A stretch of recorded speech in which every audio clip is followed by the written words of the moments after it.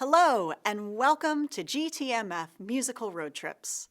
My name is Megan Heinrich, and I'll be your host.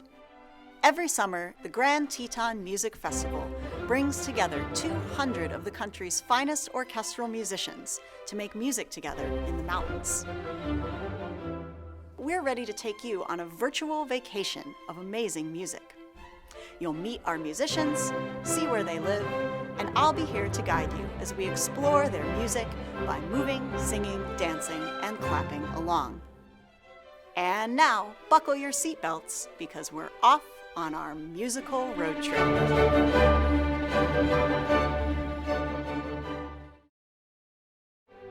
Today's musical road trip takes us south to sunny Houston, Texas. Our festival musicians will be performing in the beautiful acoustics of St. Luke's United Methodist Church. Our concert today features all different instruments, starting with a piece by Johannes Brahms for 2 violins, viola, cello, and piano. Now, one of these instruments isn't quite like the others. That's right, the piano. The other 4 are string instruments, and you'll see them bowing and plucking their strings to make them vibrate and create sound, while the pianist strikes keys with their fingers. But did you know that the piano has strings as well? Each of those piano keys is connected to a tiny hammer inside the piano that taps a string when the pianist presses the key. Those strings vibrate, and the open lid of the grand piano allows those vibrations to go throughout the room so that we can hear the music. You'll hear a fast galloping rhythm that sounds like this. See if you can tap along on your knees or on your desk and freeze when the galloping rhythm disappears. How does the feeling of the music change when that happens? Here is part of the final movement of Johannes Brahms' Piano Quintet in F minor.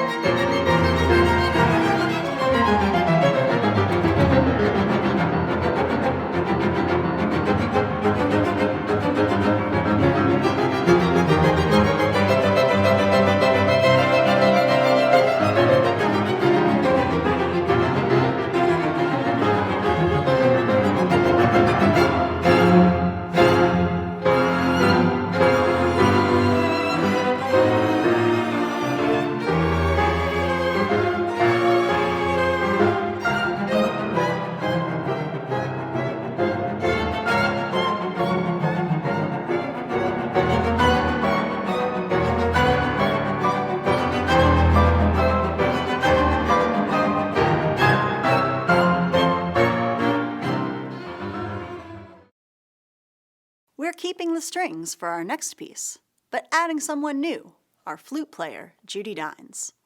Let's meet her over Zoom and find out more about the instrument and the music that she'll be playing. Welcome, Judy Dines. It is so wonderful to have you with us today from Houston, Texas. Thank you. I'm delighted to be with you. So tell us a little bit about living in Houston and what you do there, both musically and non-musically. So Houston is a little different than it is up in Wyoming for sure. Weather-wise, usually it's pretty warm down here, even in the winter. We just had a cold snap, but it's usually quite warm down here, and in the summer it's blazing hot. But it's kind of fun because we can spend a lot of time outdoors, and it's usually very sunny, so that's very nice. And I play in the orchestra here. I've been in the orchestra many years, close to 30. So what do you enjoy about coming to Jackson Hole in the summertime for the Grand Teton Music Festival? Well, you may have remembered I mentioned how hot it is here. So Jackson in the summer is wonderful. I mean, the weather is perfect, and it's almost a little shocking when I get there, just how cold it feels, because here it's kind of in the 90s. It's very humid.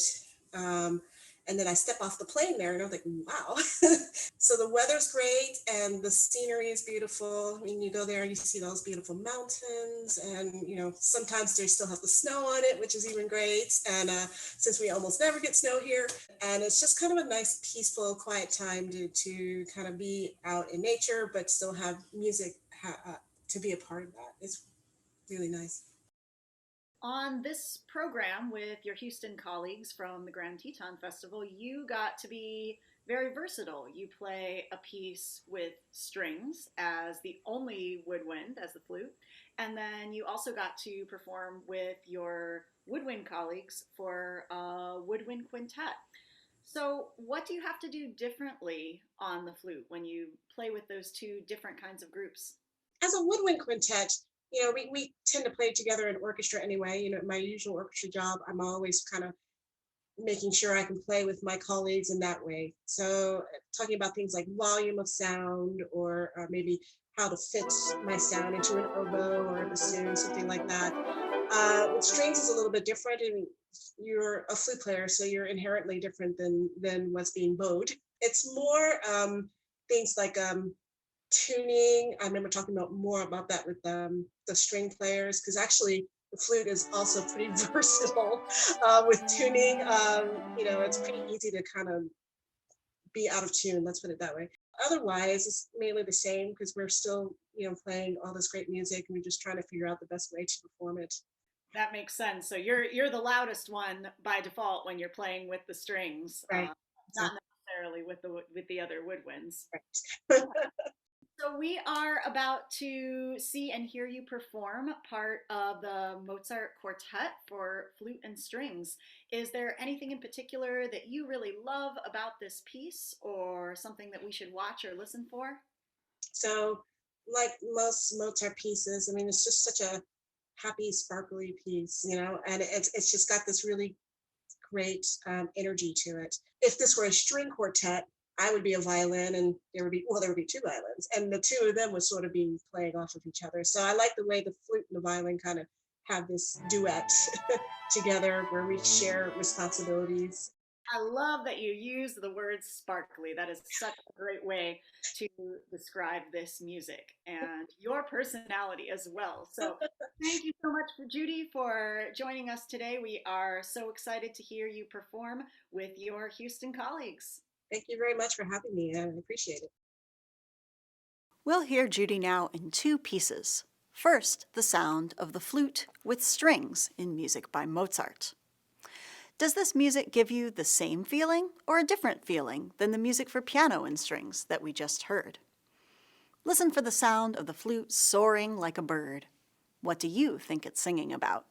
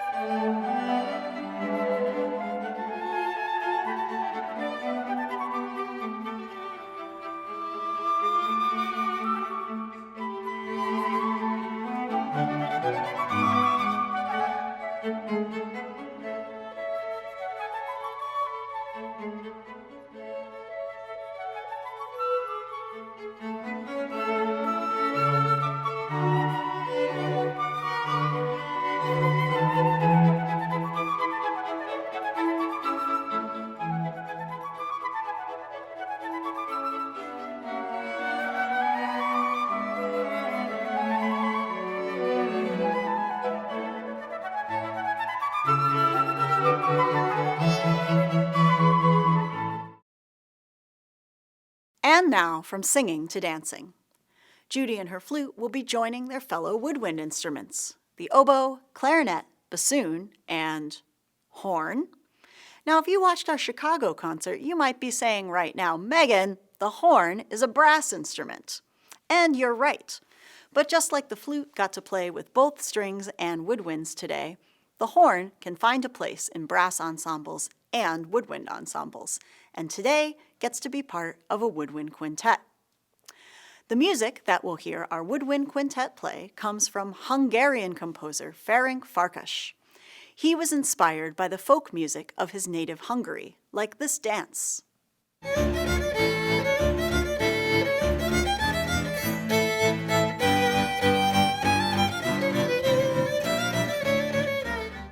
He wrote this set of dances for woodwind quintet based on that music, starting with the shoulder blade dance. Try dancing with just your shoulders. After that, we'll hear a leaping dance, which has the same theme coming back over and over. Whenever you hear it, see if you can make your fingers leap from your hand, or if you have enough space around you, leap with your whole body right into the air. Here's the shoulder blade dance and leaping dance performed by our woodwind quintet in music by Ferenc Farkas.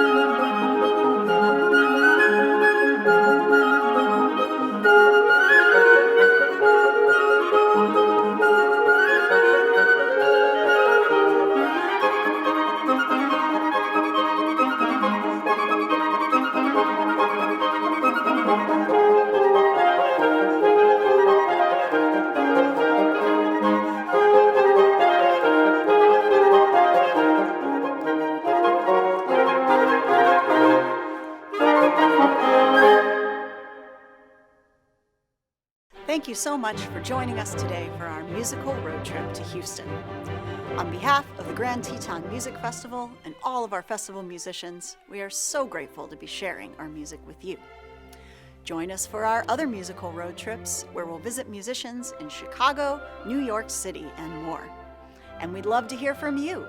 Send us an email or a letter, and maybe we'll include it in one of our future virtual concerts. Until next time, I'm your host, Megan, and I hope you'll keep making music of your own.